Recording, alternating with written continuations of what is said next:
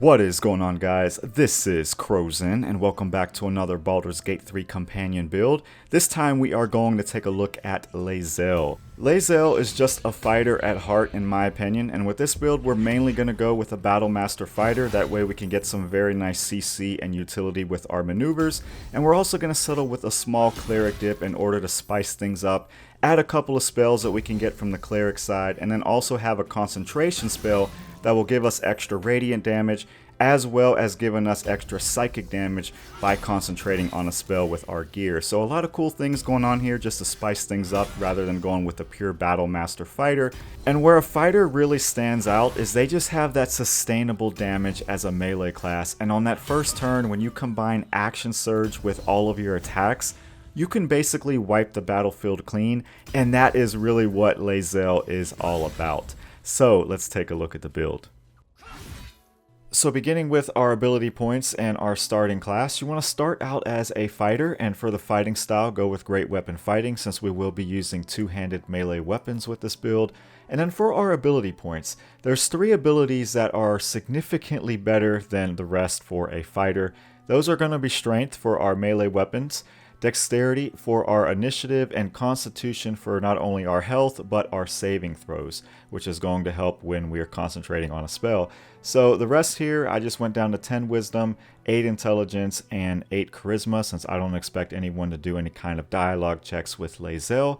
And then for the skill proficiencies, I like to go with acrobatics and perception. So now what we can do is we could go through the level path all the way up to level 12, and our main goal right now is to get our extra attack and to get our second feat at fighter level 6. So we want to keep going into a fighter, so at level 2 you will get Action Surge, at level 3 you will finally get your Battle Master subclass, and we will be able to choose 3 maneuvers. Now there's 2 maneuvers that I really like to get this early on in the game, and one of them will be Precision Attack. Precision Attack will allow you to spend a superiority die and add that to the result of an attack roll, and it's very useful for the early part in the game in Act 1. As you start progressing through the game and you get into Act 2, you're not really going to use Precision Attack as much anymore, so it's a very good early game maneuver to get. For the second maneuver here, I like to go with Rally. Not only will Rally give you 8 temporary hit points, but you can also revive down allies with this with a bonus action. And those 8 temporary hit points are pretty significant, especially at level 3. As you start leveling up, those 8 temporary hit points aren't really going to matter too much, but you will still be able to revive a downed ally with a bonus action, which is pretty useful. And for the third maneuver, I like to go with Trip Attack. Not only will this be an offensive maneuver that you can use at level 3, which will give you extra damage, but you can possibly knock targets prone, which means that not only you but the rest of your party will be able to get advantage until that enemy gets back up, so it's a very nice maneuver to get at level 3. At level 4 we will get our first feat, and what we want to do with this feat is go with Heavy Armor Master. Not only will Heavy Armor Master get our strength up to 18, but all damage coming from non-magical attacks will decrease by -3 while we are wearing heavy armor, and this actually stacks with other armor in the game that also has similar effects, like the Adamantine Splint armor or the Armor of Persistence. So this is a very good feat to get if you start with 17 strength, and it means we will be wearing heavy armor with this build. At level 5 we get our extra attack, and then at level 6 we get our second feat. What I like to do with this, unless you are in Act 2, I would go with Ability Improvement and get your strength up to 20. If you are in Act 2, then you have an option to get some very good gear for Great Weapon Master, and you won't really have too much of a problem with that -5 attack roll penalty because you can get advantage with items like the Risky Ring or Gloves of the Automaton. At level 7 we get 2 new maneuvers, and what I like to do for these is go with Riposte. This will be very useful, especially when an enemy misses you with a melee attack, as you can retaliate with a strike. That will deal extra damage, so it's just going to give you a little bit more sustainable damage, especially if an enemy misses you. And then for the next one, I like to go with Menacing Attack here. The reason being is that Menacing Attack here is a wisdom save, whereas when we got Trip Attack, that was a strength save. So it just spices things up. It gives you a different weapon action that isn't a strength save. But you have all different types of things here. You know, Menacing Attack will be very good for frightening the target. Also, Disarming Attack will be great here if you want to disarm the target. So you have options, but I think that menacing attack works great here because it gives you a wisdom save, whereas your trip attack is a strength save. Now that we're level 8, we get our third feat, and if you haven't done so by now is your chance to go ahead and pick up Great Weapon Master. You should be in Act 2 by level 8, so you do have a few different ways to get advantage through gear, so Great Weapon Master will pair up really well around this level. So now that we're level 9, we're not really going to get too much out of Fighter until we get to Fighter level 11, so at this point, I don't mind waiting just an extra level for that, so I like to go with a multi-class into a Cleric at level 9. So what you want to do is go for the War Domain subclass, as this will give you an extra attack that you can use with a bonus action, and you get 3 of them per long rest. And then for the cantrips, you really want to get guidance here, even if you already have someone that has guidance in your party, as sometimes, they might be too far away to get into a dialogue check with you. So guidance is always helpful, especially if you have more than one. And then from there, I just pick up Light and Produce Flame. You could go with anything you want here. Thaumaturgy is nice if you ever use her for any kind of dialogue checks. And then for the deity, we have to go with Blacketh here. I mean, that's the only deity that she recognizes in this game. And then for our abilities, you could really go with anything you want here.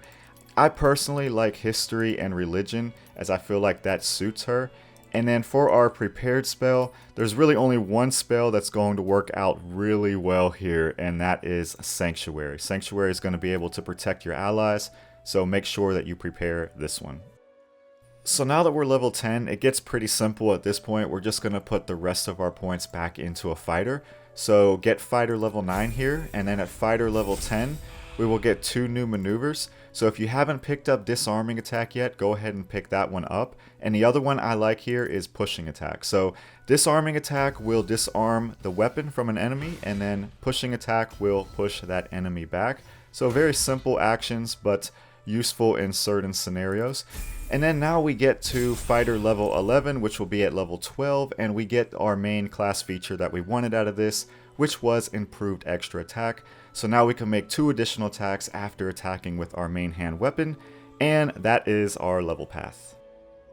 So now we could go over the equipment for Lae'zel, and hovering over all of these items, I try to go for a lot of psychic damage, as you see.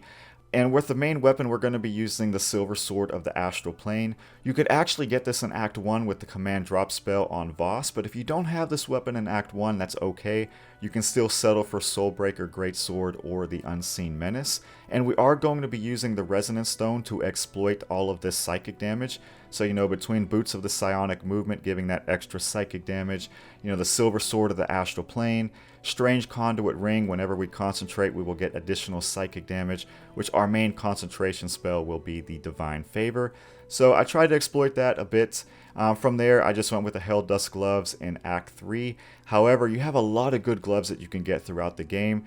Gloves of the Growling Underdog will give you advantage when you're surrounded by 2 or more foes. Then you also have the Gloves of the Automaton in Act 2, which will also give you advantage, or the Flawed Hell Dust Gloves, which will give you additional damage with every weapon attack. For our endgame armor, we're going to go with Armor of Persistence, but you can go with the Adamantine Splint Armor in Act 1. I also go with Grimskull Helm here, that way I'm immune to critical hits. And then I also go with Cloak of Protection for the armor class and the saving throw. However, you could go with any cloak you want here. Cloak of Displacement is also a really good cloak that you can get in Act 3.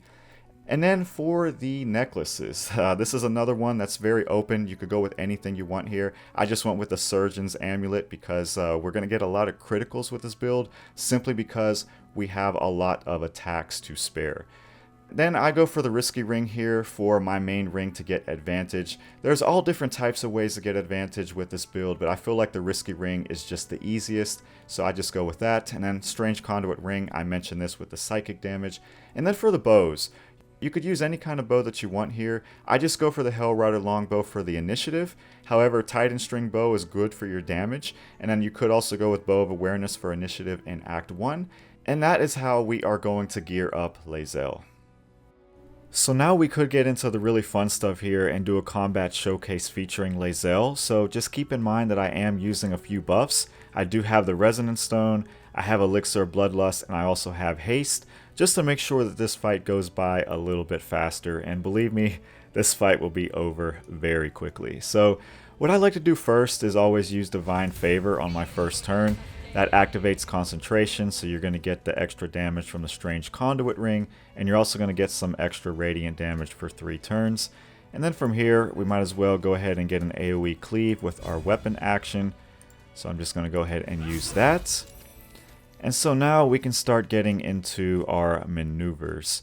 So when you look at some of these enemies, some of them have higher strength than wisdom, and a lot of our maneuvers here are strength saves or wisdom saves. So that's really going to determine, how successful you're going to be at getting these to activate on the enemy. So in this case, this enemy has a lot more strength than wisdom, so our easiest move here will be Menacing Attack, as this has a greater chance of frightening them rather than our other ones that are a strength save. So I'm just going to go with Menacing Attack here.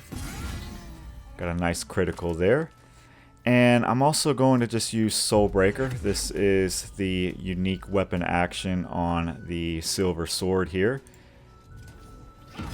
So let's go ahead and use that. Stun that enemy. Use another one since we have so many attacks here. And same thing here. We could just check this enemy, see what they have. They have a little bit higher wisdom than strength, so we're going to be better off using something like Disarming Attack. So let's go ahead and do that. And then we could move over here to this enemy. Check them out as well. So they have 12 strength and 12 wisdom. So either way, anything will work here. So let's just go ahead and use Trip Attack. Wow, I did not expect that to kill that enemy. That was an amazing crit. So now we could just go over here, kill this enemy. And as you guys could see, this is what Lae'zel does the best. She just wipes the floor. So now let's go over here. And we're just going to go ahead and check this enemy as well. They both have 12 strength and wisdom, so we have the same success rate on all of our maneuvers. So let's just use a Menacing Attack. And then for the second one, I'll just go with a regular attack.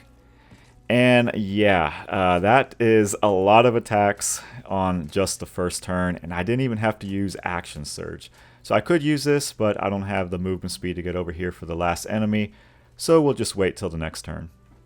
So now we're in the second turn, and we have so many different options with our bonus action, whether we wanted to use Misty Step or Fly with our Githyanki Boots, or if we wanted to revive an ally with Rally or just give them some extra temporary hit points.